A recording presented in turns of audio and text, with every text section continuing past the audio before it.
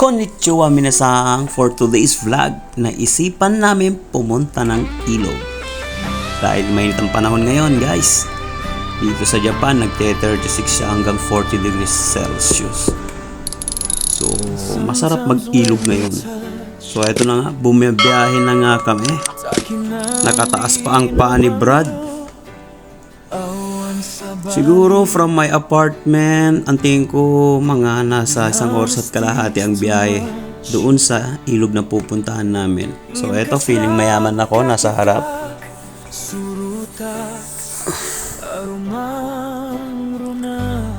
Kasi malapit na ang Yasumi. Ibig sabihin, yung Golden Week dito sa Japan, 1 linggo. Yung iba namang kumpanya, mahaba na ang bakasyon at nauna na sila. So nakita nyo ba yung CR ng mga lalaki guys? Ang linis, no? So pumunta ako dito sa market, makabili ng konting makakain at mangunguya namin mamaya. So wala pa akong ligo dyan. Ito, ikot-ikot lang muna tayo at makatingin ng dapat dalhin. At syempre dahil budgeted lang, mahalaga makaligo, yung tamang pagkain lang at inumin ang ating dadalhin. So ang daming pagpipilian dito, pero may mga presyo yan. Pero kung mapera ka, bakit hindi? Damputin mo na lahat. So ayan ang aking binili. Nag-ambag-ambag na lang yung iba, pero ako na lang yung bumili at tinamad silang bumaba. So magbabayad na nga tayo sa counter guys, kasi umiinit na. Mas masarap bumiyahe ng hindi pa masyadong mainit. Mas magandang nandun na tayo sa ilog mamaya. So ganyan lang. To sa Poro, mukhang masarap to eh. Matry nga tong inumin na to. Actually lahat ng beer dito guys masarap, pero para sa akin ang masarap yung Nodogoshi kung tawagin nila, yung Kirin, ganun. So ang bilis ko nun, dito na kagad ako sa sasakyan. Nagmumuta-muta pa yan. Ayan, malapit na tayo guys.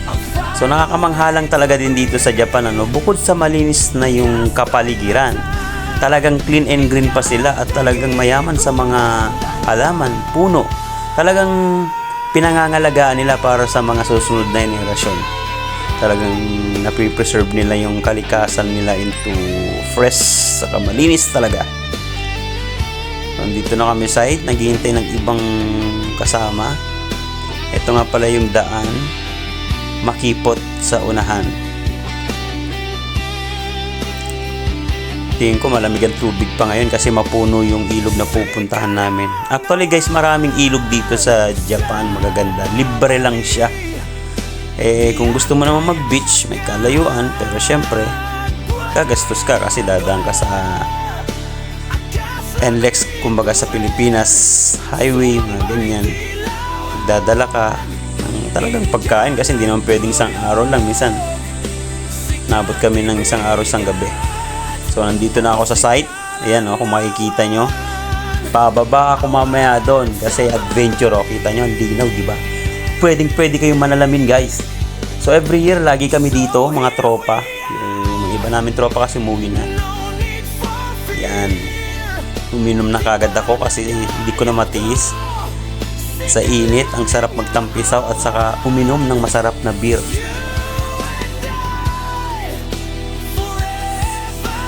Oh, may mga bata pa pala dito na, oh. Ayan, konting pulutan, dala namin.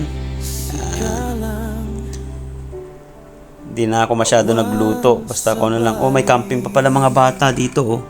Ganyan dito guys, tinuturuan nila yung mga bata ng mga ganyan edad para sa mga swimming, regarding earthquake drill, mga ganyan, fire drill. Yan. Hinuhubog sila sa mga ganyang pagkakataon, mga sitwasyon para alam nila kagad ang kanilang gagawin. So yung mga kasama ko, mga relax lang sila muna.